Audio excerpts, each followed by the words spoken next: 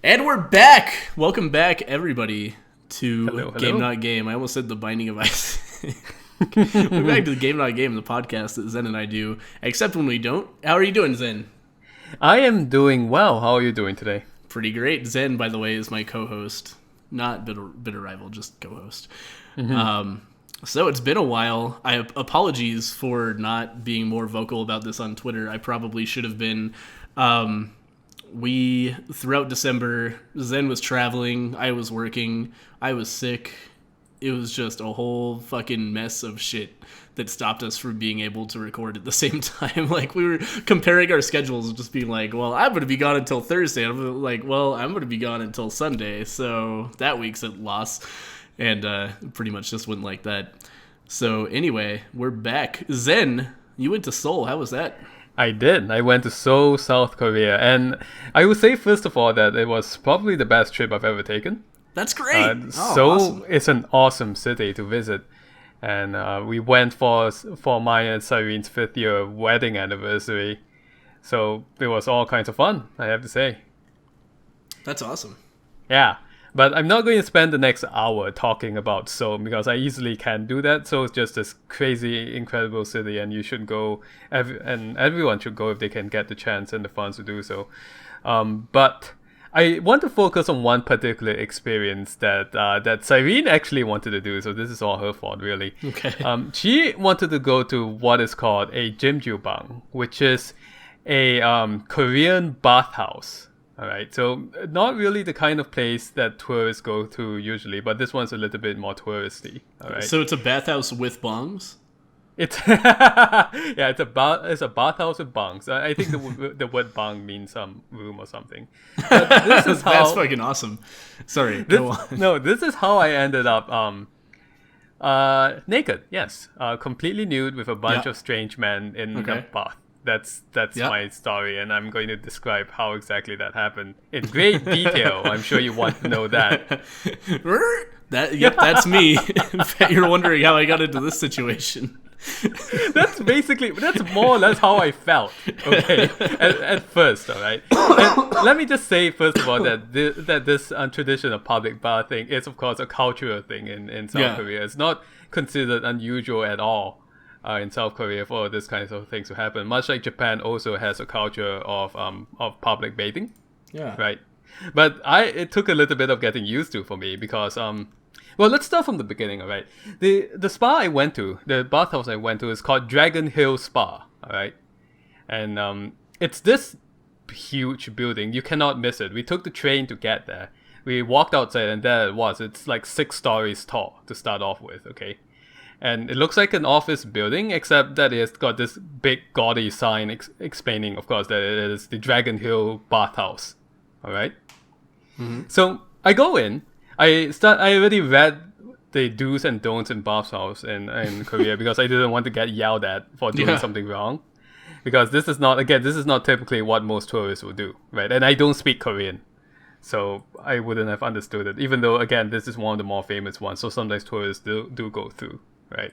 Yeah. So you go through. All right. So you imagine this. You walk down this bamboo-lined path because that's how you get in, I guess. Right. And then you walk in. Take off your shoes at the shoe locker. You're given this plastic band that has this electronic device on it. It's waterproof, of course. That doubles both as your admission pass and also the thing you use to pay for any extra services you take. Right. Okay. So you pay about, I think, US $11 just to get in. And then if you want to buy food or something like that, you'll use this wristband as your quote-unquote credit card. All right? Right. So Cyrene and I put our shoes away. And this is where we had to separate because, first of all, we had to go up gender-separated elevators. So that's a thing. Okay, good. Because there are floors that are only for men and floors that are only for women. Oh, okay, right? I see. Yeah, because we are going to be completely naked in the bathhouse. Right. Right. And there's this large common area. Actually, most of the building is a common area where you're supposed to be not naked. You're supposed to be clothed just to relax. Okay. Right? But those floors are segregated by gender. Went up the elevator door opened, and it's just naked men walking around. Yep. You just get back in the elevator like, wait, no, something's wrong. I had to make sure I made absolutely sure I went into the right elevator. By the way, because if you don't, you people will think you're a pervert. Right. Right. Yeah. No, that could get real bad really fast. Yeah. Luckily for me, it's not hard to find the right elevator because they've got a big picture of a dick on it. yeah, it's got a big picture of a dick on it. No, it's got a big picture of a flexing muscle man or something. I don't remember exactly. Nice. So close enough. Okay. Yeah, I think that's what it was. I don't remember. But yes, you go upstairs. It's a bunch of naked and half naked men walking around, combing their hair. In that area, in that area alone, there's a place where you can buy food to eat if you want to. Okay. Like this old man sitting there selling eggs. Classic. Yeah, these are special eggs. Eggs that can you get any soju here? I think you absolutely can. Yeah. Nice. Yeah. Soju, by the way, is a distilled rice liquor. Yep. You can get all kinds of things, and it gets a little bit crazy later on, and I'll explain then. Right. Mm-hmm. Not that it isn't crazy now, but it gets even crazier. So imagine kind of like a locker room. When you were in high school, you would go into this locker room to get changed, right? Imagine that atmosphere, except that you add middle-aged and old men to that as well. Right. Right. Yeah, so all the younger men are kind of like, trying to stay in their boxers as much as possible and stuff. And the old men are just fucking walking around. No. Everyone's walking around naked. They don't. Oh, they don't. Nobody cares. Okay. Yeah, because this is traditional in the culture, right? Sure. Okay. But fair enough. the reason I say locker room is because the young men were running around like well, not running. I think running's not allowed, but like hitting each other with their towels. With towels. Yes, exactly that. Whipping each other with towels, right? And having like a very raucous time, as you can imagine young men would do. You're kidding me. I'm not kidding you. Gay. Sorry, go on. So I got naked. So just think about that for a moment, if you will. And I've been thinking it this whole time. Yes, 4 years of thinking that. Well, too bad you didn't go to the bathtub with me. We'll go back to Seoul sometime. I'll go with you next time. Yeah. So rules for being in this area, in this kind of jjimjilbang, in case you ever decide to go. First of all, you need to scrub yourself in the shower very well before you even think about getting in the bath, because that's not hygienic if you don't shower, and they will yell at you if you don't shower before you get into the bath. Okay. Right. So I did that. Then I walked over to the bath, and this kind of a semi-dim room. It's a very dim room. It's full of I would say each bath is about the size of like 4 traditional bathtubs here in America, and like just a bathtub in a house. Yeah. So it's kind of like a sauna. I guess you would call it a sauna. I keep mixing up the word sauna, but each one of those is deeper than that, right? Yeah, it's deeper than that. It's a soaking tub, basically. Yeah. I think so it's a hot tub. It's a hot tub, yeah. Okay. And they're all set to different temperatures, and I have to say, I was thinking, okay, I paid to get in here, 13,000 won, which is really not bad, honestly. And, what's the conversion rate like? Is it like the $10, $20? Yeah, it's 1,000 won to about 85 cents at the moment. So it's actually really cheap to go to Seoul right now, which is one of the reasons I did it. Yeah. So what is it? It's like under $10, right? Something like that, like $11, $10, $11 to get into a full service. Well, not full service, but to get into a bathhouse. Yeah, that's not bad at all. Now I was warned, by the way. I didn't get into any of these baths because I'm really wimpy when it comes to hot temperatures. Okay. Right. So I went in for a while and I was thinking, it's too hot. It smells like a locker room, kind of. And there are these men kind of draped. There was one man literally draped across one of the baths like he was in like a Roman bacchanalia or something. Excellent. Yep. And I was told, by the way, that giving each other back rubs or skin rubs is a thing to do in a bath, right? Really? Yeah.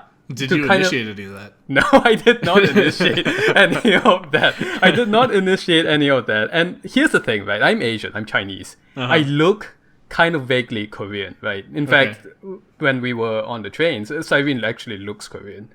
She's been mistaken for Korean quite a few times, actually. People would mistake us for Korean, right? Yeah. And so I didn't really want a friendly back rub by a stranger. So I was practicing how to say no thank you in Korean. And just try to look as Chinese as possible. I can't even imagine. Yeah, for a couple of reasons. First of all, it would have been very awkward for me to get a back rub from a stranger and then be expected to give a back rub back. Yeah. And second of all, because when they say back rub, they really exfoliate you. Like they really rub off the skin to get rid of all those dead cells. It's not. This isn't an American back massage. This is a vigorous back rub. Yeah, it's a back scrub, actually. Maybe that would be a better term. Okay. So I didn't want to go through any of that. I just left. Basically, I put on the pajamas that they gave me because, yes, they give pajamas to everyone who comes in. Wait, really? So $10 gets you your entrance into the bathhouse and also a free pair of pajamas? Well, you have to give it back. Oh, you turn it back in. Okay. It's just laundered, right? It's like not really pajamas. It's like a t-shirt and shorts, so it's not long pants, but they call it pajamas anyway. Okay. Put on my pajamas and went into the common area. And I say the common area, but Dragon Inn Spa is known for having quite the common area. Okay. There's a cafeteria there's a restaurant in the common area. There's one of those on every floor? No, not on every floor. Just downstairs. Okay. And there's a karaoke machines, arcade, a video arcade, a cinema. You can watch 3 movies in there if you want to. Wow. Okay. Yeah. VR. There's somebody installed a VR machine. Holy shit! Did you do it? No. Why? I didn't do it because it was being used. One thing, God. And the other thing is because I had to put my little plastic credit card / watch up to it, and I think I would have to pay for it. I didn't want to. Oh, okay, yeah, that's fair enough. Still, this is VR, dude. Look, okay, let me digress. Podcast for a moment material. Here. I know I should have. No, I shouldn't have done this one. Okay, let me digress for a moment here and take you to a cosmetics shop. All right. This is South Korea we're talking about here. So South Korea has very advanced consumer technology, right? Yeah. So Cyrene and I went to a cosmetic shop called Innisfree. All right. And Innisfree is known, the marketing material in South Korea it's all about natural beauty of a place called Jeju Island. So it's all like greens and fake leaves and plants and, white, very pure nature stuff, right? Right. Now, but I say cosmetic shop. This thing is 3 stories tall, all right, to start off with. Shit. Right? The cosmetic shop is at the bottom. The next 2 floors are a big cafe area. It's a cosmetic shop with a coffee shop in it. And frankly, I enjoyed myself in that coffee shop, right? We ordered some drinks and we just sat and people watched. It was really cool. Yeah.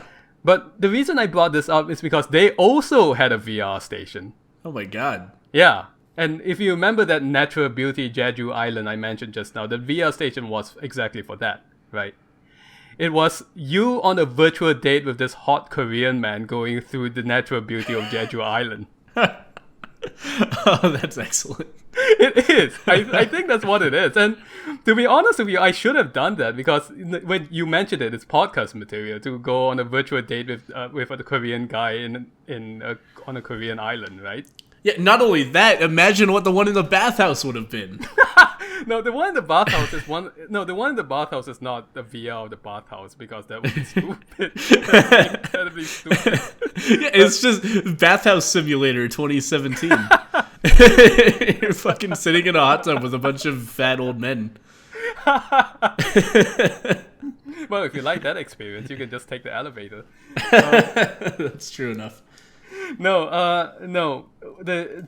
If you remember, I think you might have gone to Disneyland or something in which you had those seats and they rock up and down and there's this projection in front of you in which you're like flying through an alien world or something. That was what that VR I used to love those. Yeah? Oh my god, yeah. I was so into that. Yeah, well, if you ever go to Seoul, you can go to this bathhouse and experience that. And so it wasn't a headset you put on? It was a headset. It's a combination headset and that and kind motion. And the motion, the kind of big roller coaster-ish kind of thing that rocks up and down. Oh, that is sweet. Yeah. Yeah, I would be into that. That sounds fun. Oh man, Yeah. So I didn't do the VR thing. But that's I okay. got I forgive an you. I bought an egg because there's a thing to do when you're in a bathhouse. You get an egg that was roasted in the charcoal used to heat the baths. Huh. Okay. Yeah, Just a chicken egg, it's a chicken egg. Yeah, like a hard boiled chicken egg kind of yeah, thing. yeah. It's a roasted, I guess. That's what Okay. he said it was. But they just in shell. Smoked it. Yeah, smoked it in the shell. Yeah, Okay. Cool. yeah. There's a PC room in this place where you can play StarCraft because we're talking about South Korea. I'm not even joking about this. I'm gonna go to the bathhouse, soak with some naked men, and then play StarCraft. That's Yes. my afternoon. Yes, I'm not kidding. Like, it's a thing because when I go to the hotel, I put on cable TV. I can watch League of Legends. There's a channel for that. Totally. Yeah, Oh, that's great. yeah. These so are my people. what's that? These are my people. That's the culture I want to live in. Never did get into StarCraft. No, I could never get into StarCraft either. Yeah. But hey, you know what? They showed Overwatch matches on that TV Oh, channel. nice. That's Yeah, awesome. your people. So, okay, so that's the entertainment area. And frankly, I think they make a lot of their money out of this. Really. Yeah. There are lots of young people running around. I think it was during the school holiday, so they're running around playing games Yeah. after having taken a bath. Yeah, take a bath, go to the arcade. Yeah, exactly. Exactly, right? Yeah. So that's one half of the public area. There's a second restaurant upstairs, but it was closed. The other half is just all these sauna rooms. And they have really interesting themes, alright? Two of them are ancient Egyptian themed. The roofs are pyramids. And Okay. you can go down the stairs into those rooms. They are quite warm for me anyway. They're like 80 degrees and upwards. So I didn't want to stay in them for too long, but people would just lie down there and suck in mystical power or something, I don't know, under the pyramid. So that's a thing you can do. That's fucking weird. What? That sounds so out of place compared to everything else. We got video games, we got a restaurant, we got VR, we got baths, and we got a room that's a triangle. No, they made it look like a pyramid, as in an ancient Egyptian pyramid with the bricks and everything. Oh, it's a pyramid. I thought you just meant it was a triangular room. Oh no, they went full Egyptian on this one. Okay. But it is a triangular room in addition to this. Yeah, Okay. yeah. Well, I mean, the roof is however you pronounce it, pyramidical, and the room itself is square. So imagine kind of like a cube with a pyramid on top of it. Wait. Oh, so it's like a cube and then a prism sitting on top of the cube. Yeah. Oh, Yeah, okay. and you're I inside gotcha. the structure, and it's Okay. real warm. Okay. Yeah, and it's just 80 degrees in there. Yeah. Excellent. That sounds fun. Yeah. Yeah. There are rooms that are set to freezing just because you can go in and freeze. Yeah. No, dude, what you want to do, go into the freezing room and sit there until you're really uncomfortable and then get into a hot bath. It's the best. I think people do this. Yeah. No, that would feel so good. I'd do that. Yeah, you have to go up the elevator first, though. Ah. Yeah, so that kind of puts. Yeah, a they've got to be damper on things. adjacent. Yeah. No, yeah, they should put a freezing room up in the men's or the women's only bath. Yeah. Which, by the way, Cyrene told me that the women's floor was not rowdy at all, which doesn't surprise me. Yeah, there's a bunch of people just walking around normally. Yeah. And then the men, yeah. No, that's not surprising to me. Yep. Aside from that, there are actual kilns, and the English words actually do say kilns, in which you can go in and experience over 100 degrees if you want to do that. Oh, that's fun. Like 50 degrees Celsius, actually. However, so much more than 100 degrees. Yeah, no, that's really hot. Yeah. It's like 120 or something. Yeah, so that's that if you want to. I actually did see people lying down inside of those. Yeah. Yeah. Yeah, no, people do that. That's a thing in the U.S. too. Like saunas that they get super fucking hot for no reason. I cannot stand that. Me neither. Yeah, no, I'm not a heat person. I like cold. Yep. So Cyrene just hung out in the Cyrene and I hung out in the room that was like 70 degrees and made of bamboo or something. So that was much more comfortable, and we just hung out there for a bit. Nice. Yep. Now, by the way, if you want to see this bathhouse for yourself, you can of course look it up on YouTube, the Dragon Hill Spa, right?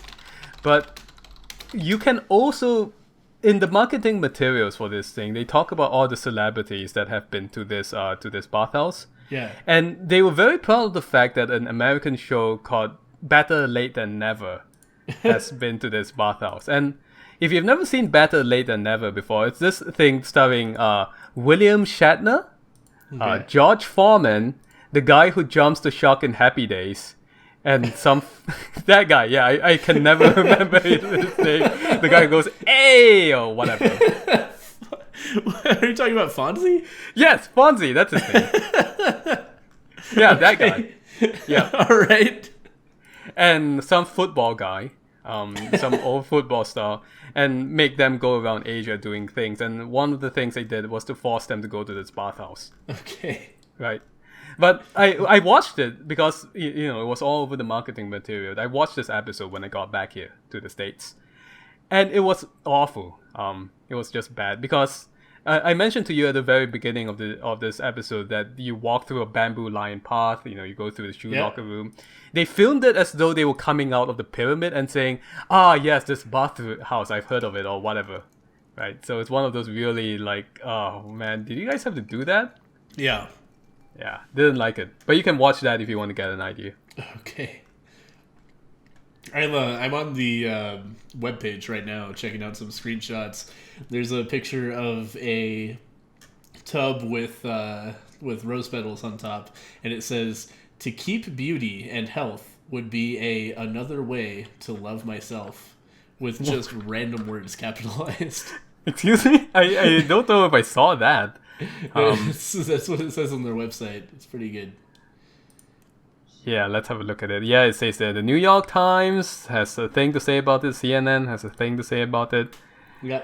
Oh, and the last picture is just boobs. The outdoor swimming pool? Yeah, the outdoor swimming pool, and it's like a close-up of two women's breasts. Oh, okay.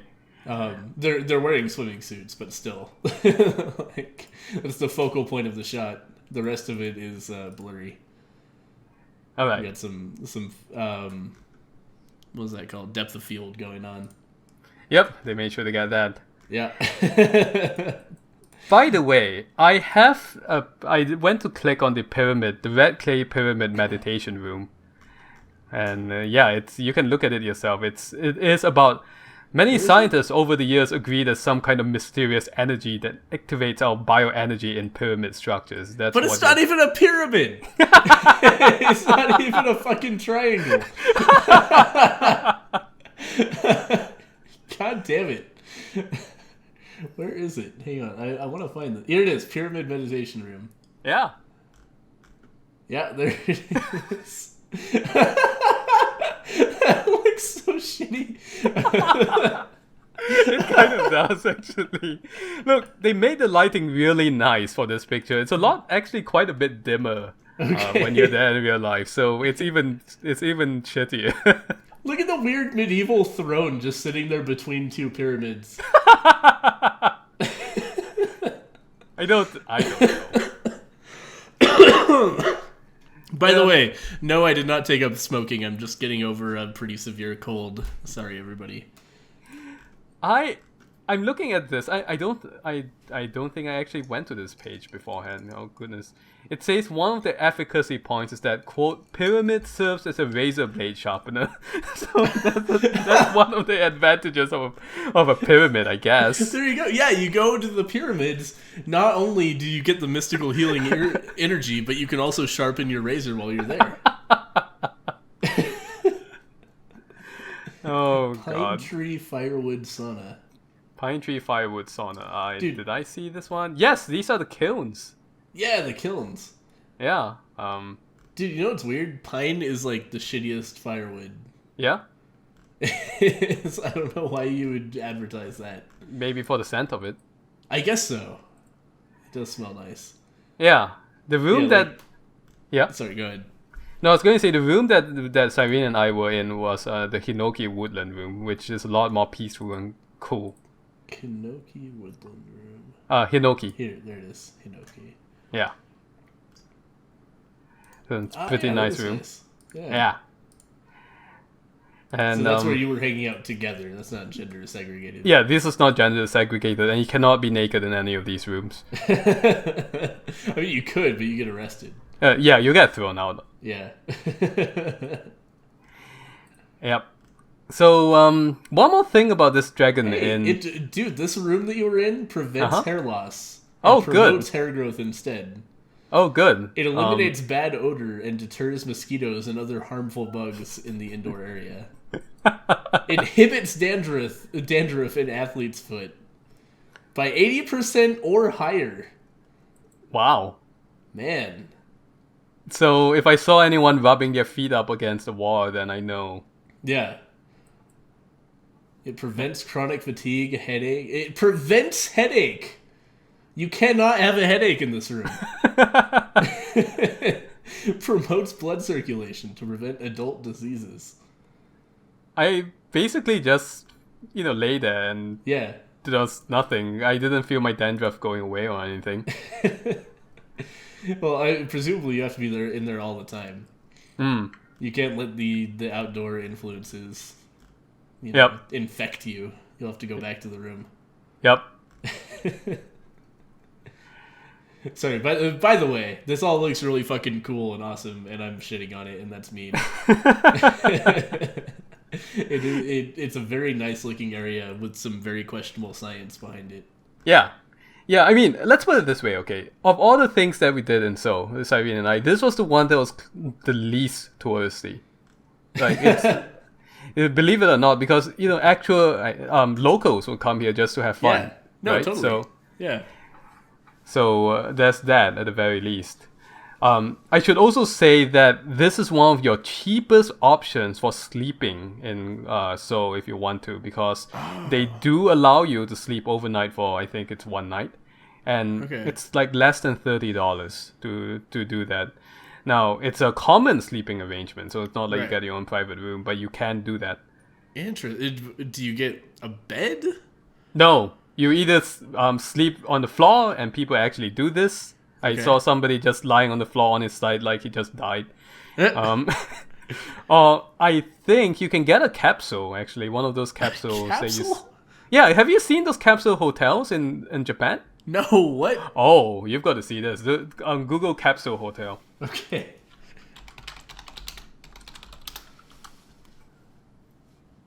Capsule hotel.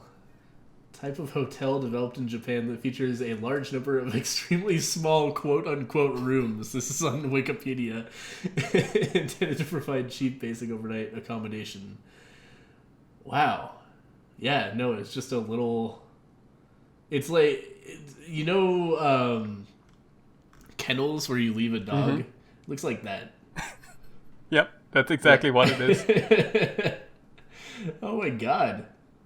That's ridiculous. Yeah. Well, they even So have... they have capsules at this place. I want to say yes. I forgot to go and check the...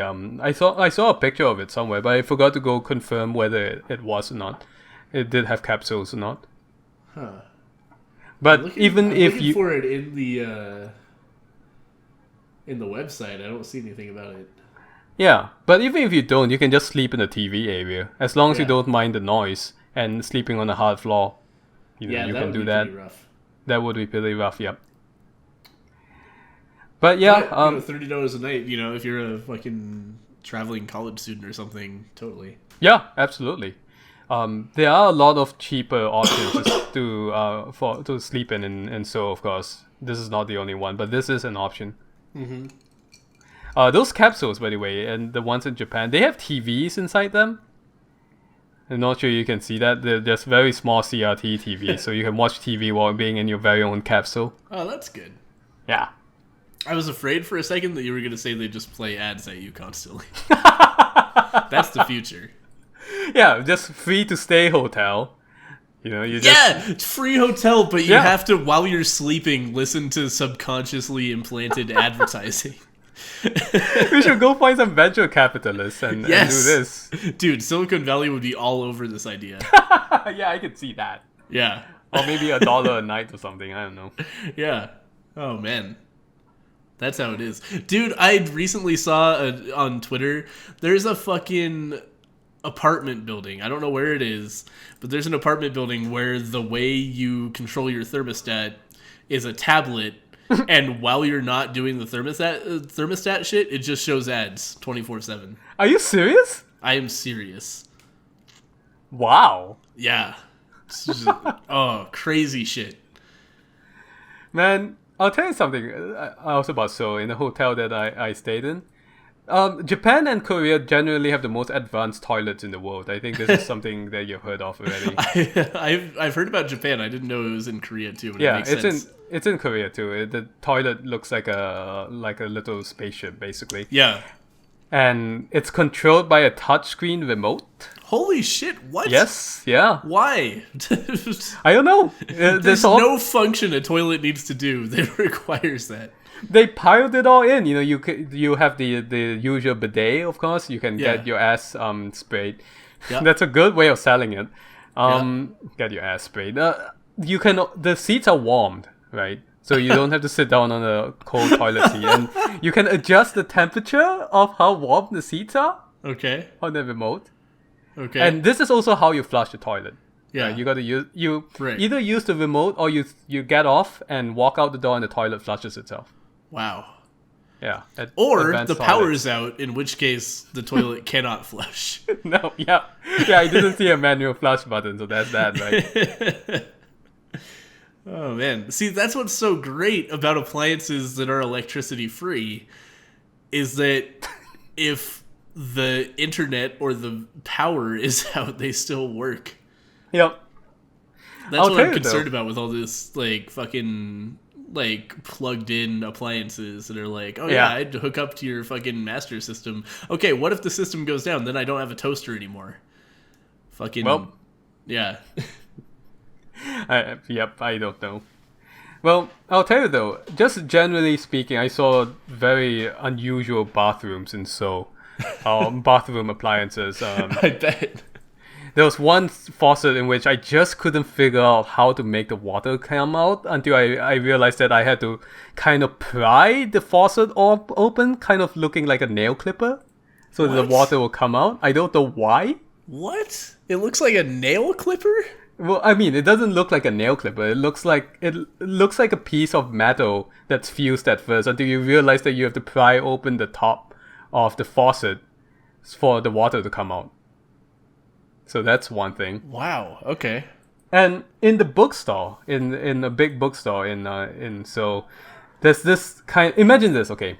And I have no idea how to make this sound like not crazy to you. The faucets, the way you wash your hands, it's like this big round area in the middle of the restroom, right? Each facet of this round area has a mirror suspended from above. The water comes down from the central shaft of the of this installation. It looks Okay. like something out of Doctor Who. Yeah. It sounds like it. Yeah. So the future of bathrooms, everyone, is just something that if you do it wrong, you'll end up in the Napoleonic Wars or something like that. Yeah, that's what I want when I shit. Accidental time travel. Accidental time travel. Oh god, Seoul feels like going to the future for a little bit, honestly. That's pretty great. I know everyone says that, but it's true. Yeah. No, it sounds like it. That's fascinating. Yeah, so I can go on and on about Seoul, but we're already about more than halfway through the episode, so we probably should talk about something else. That's true. What's your game of the year, Zen? Oh, I don't have a game of the year. I do have some games which I thought, because we were originally intending for this to be kind of a retrospective of games that we played this year that were interesting. Yeah. Yeah, so I think a few games really stood out to me this year, according to the list that I never saved and it's now gone. Super Hot would have been one of my honorable mentions. Yeah, Super Hot's pretty great. Early last year. Oxenfree was a great narrative-based game that you should check out. But I think one of the games that really like caught my attention, and it's being developed even more now, is Streets of Rogue. I think that game is still super fun, even though I played it a lot. Right? Interesting. I haven't played that actually. Yeah. And if you don't know what Streets of Rogue is, Streets of Rogue is this. It's a top-down 2D sandbox roguelike game, and it's very early in development now, so there's not that much content, but it's really super fun already. Like, cool. You have all these objectives that you need to do within the city area, and you can accomplish these objectives by good old-fashioned violence, or you can use more stealthy methods to do that. So, for example, you can if you have to break into a house to steal an item, say some documents or something, you can always go in guns blazing, of course. Or you could use a window cutter and cut the window open, or you could use a remote hacking tool to release the gorillas inside. They'll kill everyone. Or you could bash the wall down if you're strong enough, like if you were the gorilla, which is a character you can play. Or you can bribe the guard, if you're a shopkeeper, convince him to sell you something and then kill him with it. That's another thing you can do. Or you can go and clone yourself if you wanted to with a cloning machine and get your clone to kill the guard for you. Or you can go to the air vent and put like cyanide into the air vent and just kill everyone inside. You know, you could play with a boombox to distract, because there are all these possibilities for just nonsense that you can do. It's great. That sounds pretty awesome. How much is this game? Free. It's free? The alpha is free, and it's being published by Tiny Build. Wow. Yeah, and online multiplayer has just been implemented. We should do that as a game of the week. Yeah, I can't believe I totally forgot to mention this to you. I mean, again, it's very early in development, even though it's great already. So there's not that much content after you've played it for a bit, but it gives a very strong first impression, I'll tell you. Cool. So do you think we should wait a little bit until it's more developed? I think so. Okay. At the very least, let's wait until they've ironed out some of the bugs in the online multiplayer, because I imagine that's where a lot of the fun is going to be. Yeah, no, that sounds great. Mm-hmm. Yeah. Cool. So, of the games that I played last year that made an impression on me, that's certainly one of them. How about you? Yeah.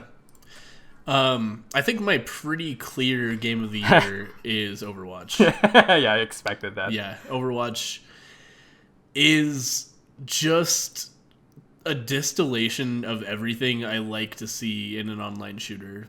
It's really well streamlined. It has an incredibly high skill cap, even though it's really easy to pick up. And it really encourages teamwork in interesting ways. Mm-hmm. So when I'm playing alone, it's fun. When I'm playing with a group, it's transcendent, because it's so great being able to strategize with my friends and figure out unique approaches to problems. And God, yeah, it's so smartly designed on every level, to the point where, you know, there's a bunch of shit that you just don't even think about when you're playing it. The UI is flawless. The gameplay is flawless. Everything is just so finely tuned. It's clear that they play tested the hell out of this game, because everything just feels so good that you don't realize it's there. And that's what's so great about it. Mm-hmm. So, yeah, Overwatch, you know, classic Blizzard, just a distillation of a genre in a way where it's just so far and away better than anything else that's come before it. Mm-hmm. So, yeah, Overwatch, good video game. Also, the, poster character is gay, apparently. People got mad about that. I didn't. I saw some people freaking out about that, and I was like, do you not have anything else in your life to spend that energy on? You know? Yeah, some people were so fucking disingenuous about it too. They were like, "Oh, we should, you know, we should leave it open what her sexuality is, so that people can imagine her however we want her." It's like, dude, you would never fucking say that if Tracer was confirmed straight. That is some bullshit. That is the worst fucking argument. But yeah, also, it fits. It's like, it's not a weird thing. It's not like out of nowhere. It totally makes sense for her character. And So I'll say that I just love the culture around it. I mean, Tracer being gay is one thing, but I just love that there's so much, like the fan art, the pairings. I mean, yeah, I like that kind of thing anyway because I think it's really interesting. But Overwatch, even though I'm not a player of Overwatch, I'm just really fascinating to me to see everything that's come out of the fan culture around it. yeah, and just like the everything about the way the game is designed is very like kind of like subtly subversive. Like there's two Middle Eastern characters. Mm. There's like there's a black guy, there's Asians, there's like just the cast of this game is so much more diverse than any other game, and yet as you're playing it, it's really easy to not notice because it just feels normal. It's just a normal thing. They just released a map that's the game is set like 80 years in the future, and the map is set in Iraq, and it's just like really nice and technological, which is I'd hesitate to say different than any other Middle Eastern depiction in media, but definitely most. So yeah, it's just good, and it's good in a way where it's not trying to toot its own fucking horn. It's not like, oh, look how diverse we are. They just fucking do it like it's a normal thing, which is great. Yep. Yeah, Yep. yeah. Overwatch is a good game. I will say, just as a side note to this, that I come from Malaysia, and for when I was young, it's not like Malaysia is a country that ever gets represented in video games anyway. It's such a small country, all things considered. But there are some games in which I'm thinking about Front Mission 3 by Square Enix, for example, in which Singapore and Malaysia were locations. To more or less a certain degree. Singapore was like a battlefield, and I was really excited for those because it's just really cool to see places that show up in video games or media in general and just be this thing that the action takes place in, right? Yeah, totally.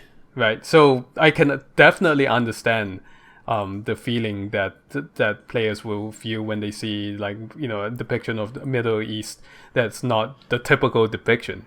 Yeah, it's not just a like desecrated hellhole. Yep. Yeah, yeah. It's smart. It is a great game. Besides that, So that's Overwatch. Do you have any other games that made an impression on you last year? The Witcher 3 is one of the best RPGs I've ever played in my life. Yeah, I played The Witcher 3, but I didn't put it on my list because it's technically an older game. But yeah, go on. Oh wait, did it technically come out 2015? I think so, yeah. Might have fucked up. All right, never mind. Let's not talk about The Witcher 3. You're right, the though. It's a DLC great seemed game. pretty good. The DLC definitely came out this year, and Yeah. I enjoyed what I played of that, but I didn't play enough of it. My bad. Gosh, yeah, I didn't make a formal list because I'm an idiot.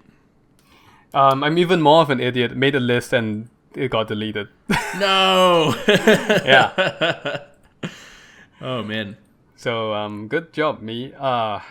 One other game actually that made an impression on me last year, which I really liked, was Death Road to Canada. Yeah, I heard you talk about that. Yeah, but it didn't. I think Streets of Rogue is the better game, even in its early form, honestly. But Death Road to Canada was great because of just how goofy fun it was. So that's that.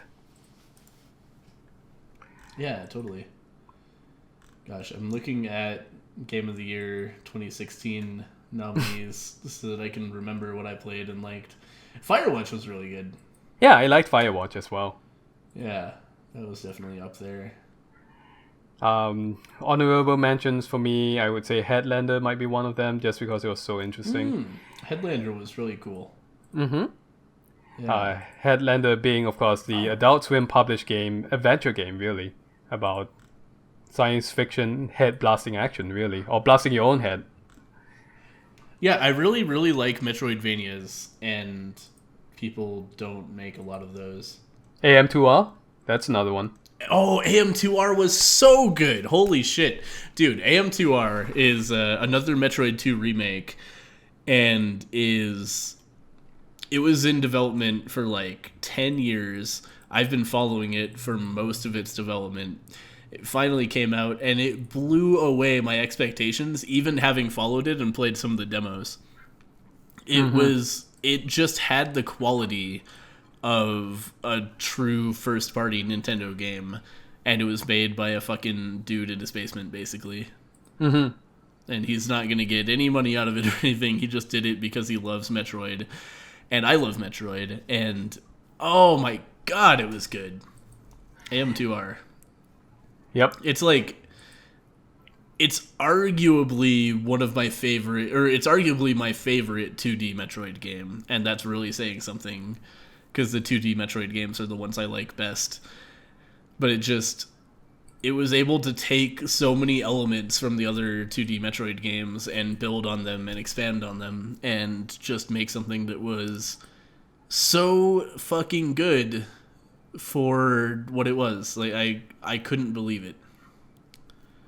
Yeah, I have never played Metroid 2 as I mentioned before, but I was really impressed by AM2R. It felt very much like a Nintendo release. Yeah. Yeah, it felt like a Nintendo release in like 2005, which is something that hasn't happened in a while, obviously. Mm-hmm. Fucking amazing. Yeah. So, yeah, that was my list. Mm-hmm. Stardew Valley was super fucking yeah. good. Yeah, Stardew Valley, I need to play more of that. I just haven't, but I have heard nothing but good things about it. Yeah, I've done 2 playthroughs of Stardew Valley up to have you? like I've both of them have ended like year 2 early-ish, like spring summer. But the first year of Stardew Valley is just a joy. It's just so great. Mm-hmm.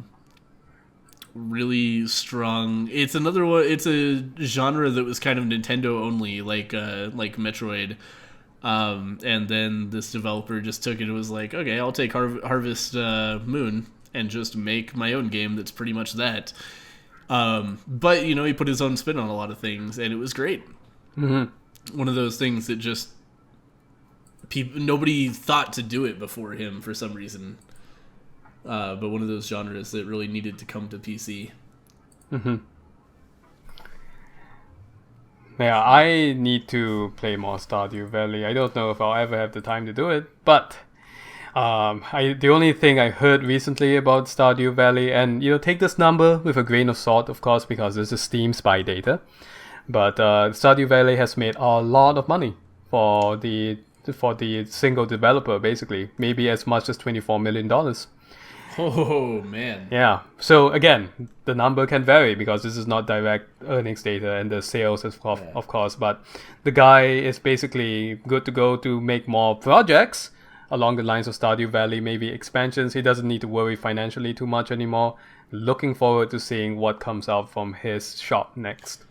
Mm-hmm. Yeah, he's already put out one pretty great, substantial patch that added 2 new marriage candidates as well as new starting farms, which was interesting. I did one of those starting farms and tried a new marriage candidate in my second playthrough. That's why I did it, and they were both great. They just fit right in with the existing content and was good stuff. And he's planning on doing multiplayer soon, which will also be pretty fantastic. Oh yeah, I totally forgot about that. Yeah, that's he was hoping for January, so maybe by the end of this month. Have we done this as a game of the week? We have. We have, okay. It was one of the pretty early ones. Yeah. Okay. Well, I might check it out again once it goes multiplayer. Yeah. Yeah, definitely. That would be super fun. I think Katie and I are probably going to play some of that at the very least. Yeah, there's a good chance Cyrene and I will get into it once the multiplayer for Stardew Valley comes out, because we both own the game now. Totally. Yep. Okay, so that's our list of games that really our games of the year, basically. If you have any candidates for what you thought were the most interesting or the best games of 2016, feel free to send us an email or put them in the comments down below. Yeah, I know there are some really great games that I just didn't play this year. Doom, Titanfall 2. I think those are the 2 big ones that I heard were very, very good and just did not get a chance to pick up. For me, it's just 6. Dark Souls 3. Dark Souls 3 was really fucking good. Oh yeah. And Okay. it also came out this year. Okay. Sorry. I really liked that game. It was a fantastic end to the Dark Souls series. It took the great things from Dark Souls 1, meshed them with the great things from Dark Souls 2, which weren't a ton of them. Like, Dark Souls 2 is definitely the black sheep of the series, but Dark Souls 3 did a great job of taking the improvements from that game and leaving behind all the questionable decisions. So I really, really liked that game. Okay. Sounds Sorry. good to me. Games I missed are Civ 6 for sure. Oh, yeah. Civ 6 for sure. Dishonored 2. I need to get around to that sometime.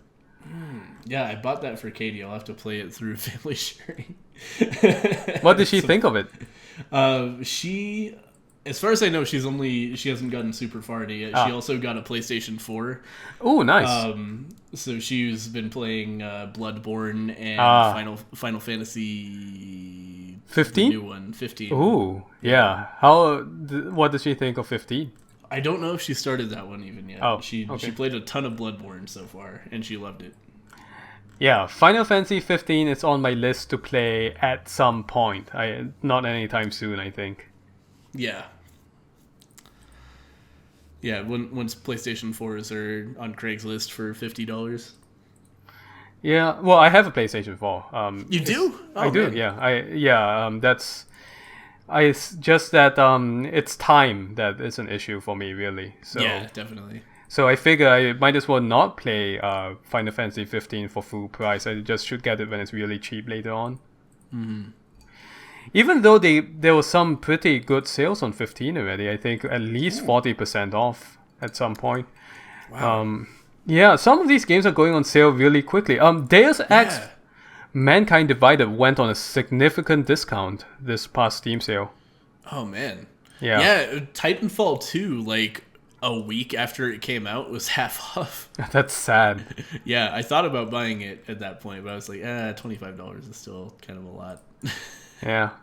Or not even $25, $30 rather. But yeah, games going on sale fast. It's kind of a herald of like games becoming less available. Maybe we'll see, because it's so crazy right now how many games you can get for so little money. I think it's a herald of games getting commodified, which is pretty disturbing, of course, for indie game developers. Yeah, definitely. Yeah. Yeah, when you've got a AAA game that's really good, like Titanfall 2 made all kinds of awards. Fucking a week later going half off. Mm-hmm. Yeah, what does that mean for your fucking little indie pet project? It means that the next game that's going to come out is Titanfall Candy Crush Saga, probably. Yeah, definitely. Oh, God. Yeah, I was really close to picking up Doom for $20 in the Steam sale, but I felt like I had enough to play already. Yeah, during the Steam sale, I don't know if I bought anything because I just kept telling myself, I have all these games that I need to play and I just don't have the time. Yeah, I impulse bought. I told you about this Odalis the Dark Call, I think it's called. Yeah. Which is a pretty great 8-bit Metroidvania. I don't think it's actually 8-bit, but the graphic style is. And it feels like a Metroidvania that could have existed on the NES if a bunch of forward-thinking game mechanics existed back then. Mm-hmm. It's pretty great. I enjoy it. Yeah, I don't know. I don't think... I thought I had it on a bundle, but I guess I didn't. Yeah, I got it. It was weird. The sale was like, you get Odalis for $5, or you get a bundle involving Odalis and Oniken, which I haven't even checked out yet, for $2.50. Just a strange discounting method. So I bought both, obviously, because it was cheaper than buying one individually. Yep. So I have that too.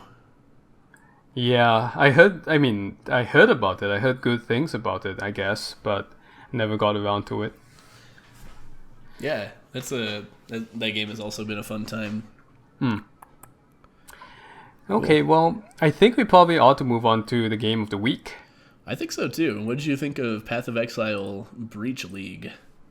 So, Path of Exile, I'm sure you've heard of it at this point. A free-to-play Diablo 2-like RPG, very generous free-to-play model, cosmetics basically, Yeah, cosmetics and storage space. and storage space. Yes. And you will feel pressured to buy some storage space if you play a ton of it. I speak from experience. Yeah, we've had a long history of this game. We made a video back in the alpha or beta days. I think it was beta like 4 years ago or something. I think it was the open beta, Yeah, or perhaps the closed beta. yeah. So, yeah, the Breach League. I enjoyed the Breach events. Mm-hmm. I didn't get too far. I'm still in Act 1, but I did enjoy the events in which you find this breach, and then this big circle of breachness, I guess, comes out around it. Enemies show up, kill them for loot, and then the breach starts to close, right? Yeah, it's a very interesting league in terms of the types of leagues that have existed, because this one is very DPS focused. Oh, is it?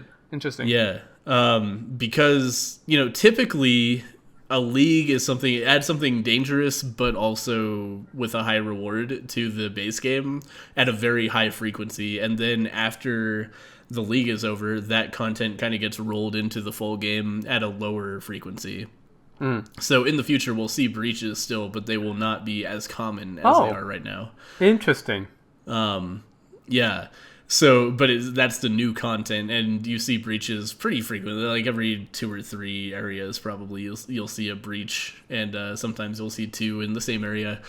And they're unlike most types of content. Like, for example, the previous league, Essence League, was you would find these monsters encased in crystal that have something called essences in them, and every essence would be a drop from that monster after you kill it, but they'd also imbue the monster with certain powers. Like essence of contempt would give it like a phantom that just pops up and attacks you every once in a while and does a bunch of damage. But after it dies, you get an item that lets you upgrade an item to a rare item that has a guaranteed effect, like, adds physical damage to a weapon, or if you put it on armor, it might reflect physical damage back to an attacker. But that was like, it was basically just a super strong monster you had to kill. So the way to play that league was have a character that can stand up to that, have, somebody who's strongly defensive. But the difference with Essence, and this is very unusual for a league, is you open the league and you have a limited number of time to kill as much shit as you can before the breach closes. Mm-hmm. Yep. So the more DPS your character does, the faster you can kill monsters, the more reward you're going to get out of these breaches. Yeah, that makes sense. Yeah, so it's a different, it kind of turns the game on its head. The game typically is very defense focused, and this was an incredibly offensively focused event. So that was kind of cool. And I really enjoyed that. I typically play hardcore lately, but I got kind of fed up with hardcore in the last hardcore, by the way, is permadeath mode. If your character dies, that character goes into standard mode and you can't use them anymore in hardcore. You have to make a new guy, which is fun. It makes the content kind of more impactful, but it's also a little bit frustrating when you do everything right and your guy dies anyway because you encountered some incredibly difficult situation that you couldn't have anticipated. So I decided to play standard this time, and that was a very good decision. Because I made a guy, and you'll see this in the footage. I made a guy who's basically super fast. He uses whirling blades to just zip around, and he does dual strike. He dual wields claws. He just hits dudes and leeches a shitload of life, and basically just hits people until they die. And he does massive AoE damage, so you can just pop like an entire group of dudes in 1 or 2 hits. And he has incredibly fast attack speed, which is great for this league, but you'll also probably see me die a couple times in the footage because he doesn't have a lot in the way of defense. He doesn't have a ton in the way of life total, and he relies on not getting hit by things, like either by dodging it or by just killing the thing before it can attack him. And he also uses a basalt flask, which is physical damage reduction, and a stibnite flask, which makes a smoke cloud and increases his evasion rating. and an Ziri's Promise unique flask, which converts physical damage into chaos damage and lets him leech a huge amount of life from the chaos damage he deals. So basically just turning him into, he does a ton more damage and leeches an enormous amount of life. So he won't die unless he gets one shot, and then he dies. Right. Is how my character works. And it was so good for Breach, because I just killed the fuck out of Breach monsters. It was awesome.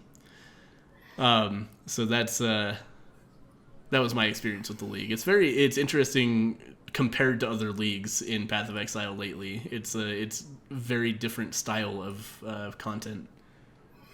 I just like that, even though I don't have as much experience as you with Path of Exile, I do like the idea of these leagues experimenting with new gameplay styles and ideas. Yeah, it's really neat. It almost feels a little crazy. Like, I can't imagine being a new player and coming in and seeing all these different things, because I've experienced them all basically in the context of the League where they were introduced. So I had that time to kind of get used to them and understand what they were before they became ubiquitous. But now it's like, holy shit, you start a new game. It's like, what's this fucking green ghost? It's oh, also there's a fucking like breach that I can open. Oh god, I died. Because the breaches are extremely dangerous also. Like, in addition to them being DPS focused, you also have to actually live while you're inside them, and that's hard sometimes. Yeah. Sometimes it'll just get popped. Yep. And there's just going to be a pile of these things that are kind of hard to understand at first. Like, oh, what's this guy encased in crystal? I opened it. Oh, fuck, I died. The Essence League stuff. Yeah. But it is cool. I've really enjoyed it as a player who's kind of kept up with each league, at least partially. Seeing the new mechanics added gradually, one by one, kind of just trickling in and making the game more interesting every time. Yep. Well, the game is free, so if any of this sounds interesting to you, it's on Steam too. You don't have to go out and get another client. But so you can go check it out on Steam, and it's a pretty good Diablo 2, like, I have to say. Totally. And you could probably play a good 15 hours of this game before you even start to think about spending money on it. So, like, yeah, it's a free-to-play game that has a pay model, and eventually you'll probably want to spend, $20-$30 on it to make it more convenient for yourself. But that's only after you've, like, beaten the game a few times and want to start storing stuff to sell. But before that, yeah, it's great. Also, hopefully you got our message to get the game way back when we said it, because that was back when the Breach League had just started, and that was a great time to start. Now it's a little bit of an awkward time to start, because you'll come into the Breach League way late, and it will end in like a couple months. So you still have some time, but people have already played for a month and gotten really, really good shit. But every time a league starts, that's an awesome time to hop in, because the game, there's a subset of the game where everybody's starting from scratch, and you have like 3 months to compete with people. But after the league is over, all your stuff gets dumped into standard mode. So it's not like, if you start playing now, it's not like you'll lose everything. You'll have your same character, just in standard instead of Reach. So yeah, it's worth checking out. It's a fun time. Yeah, I kind of like that, because it's you know how it is when you start a new game and things seem new and fresh and you're just discovering stuff? Yes. They do that every few months? Yeah, it's really awesome. It's like a 3-month league, and then a month break, and then a 3-month league is pretty much the pattern. So yeah, I really enjoy it. I find that the 3-month league is just enough time for me to start getting sick of my character and having that much stuff, and just feeling like, I have to become a fucking like merchant tycoon to make any progress. and then I'm like, okay, I'll take a break until the next league, and then I play in the next league, and I get to start over again. Yep. The last thing I want to say about Path of Exile is that, at least for me, it's a good audiobook or podcast game. Yeah, totally. I listen to a lot of idle thumbs while I'm playing that, and just music. It's a good chilling out game. Yep. It's a good decompress after work game. Yep, absolutely. It makes me feel like playing it or some other Diablo like after this, actually. Yeah, do it. It's fun. Yeah. So that's Path of Exile. Check it out on Steam, or if you don't like Steam, check it out on their website. Just Google Path of Exile and give it a shot. Also, if you want to stay with us for our next game of the week, we're doing sorcery, right? Is what we just said? Yes, we are doing sorcery. And Yeah, sorcery exclamation point. Yep, that's going to be really interesting. Green, I don't think you've had any experience with the actual game books, right? I have no idea what sorcery is. I just know I own it from a previous Humble Bundle. That's my Okay. experience with it. Okay. So if Well- you want to brief people on it, that would be great. Yeah, I have had experience with the fighting fantasy. That's what the line of books is called. Sorcery is a more advanced version of fighting fantasy games. We'll go into all the gory details next week, but just letting you know that we'll be coming at it at two different perspectives, so that should be really interesting. Yeah, it's basically going to be this, but in reverse. 'Cause, I've played a fuckload of Path of Exile, and Zen has played, probably under 2 hours total. Yep. And I haven't played much of the sorcery game itself. I made it to chapter 2, but in terms Okay. of fighting fantasy and just game books in general in the early 80s and 90s, man, was I a huge fan of those. Nice. All right, well, I'm really looking forward to that. It sounds like a lot of fun. Yeah. All right, that will be on next week's Game Not Game. Once again, everyone, thank you for putting up with our long absence, and thank you for listening to this episode, first episode of the year, 2017. Be sure to go and check out all of Green's various activities as well. YouTube channel, Twitch, the greenbathhouse.com live cam, I guess. There you go. Oh man, also if you want to see more of Zen's content, and also maybe even more pressingly, if you want to see next week's episode of Game Not Game, make sure to make your way over to Zen's YouTube channel, youtube.com/Zen and Cyrene. Give him a follow. That's going to be in the description, so check that out. And or give them a subscribe, actually, because that's what we call it here on youtube.com.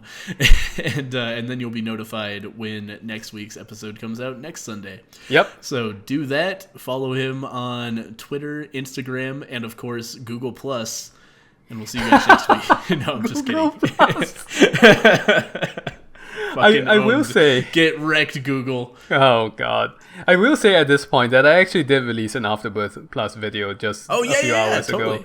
ago. But I'm not doing a full Let's Play because I just don't feel that hot about Binding of Isaac anymore. This mod, same. however, this mod is quite interesting. I describe it as, this is how Cam must have looked at the Binding of Isaac, because Wait, you played a mod? Yeah, there's a Steam man. Workshop now on Isaac. Excellent. Holy shit. Yeah. Excellent. Okay, good.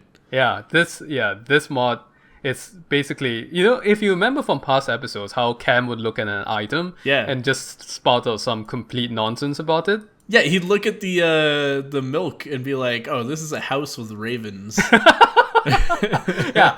that mod makes it so that I understand completely how he feels. That's excellent. Yeah, so Good it's shit. it's something, alright. All right, now I want to watch this video, and you all should too. So make your way over there, check it out. Isaac content. Not going to be on my channel because I hate Isaac now, but it's on Zen's channel. Yep. See you guys next week, and see you guys there. Yeah. See you guys when we see you. Bye everybody. Everyone.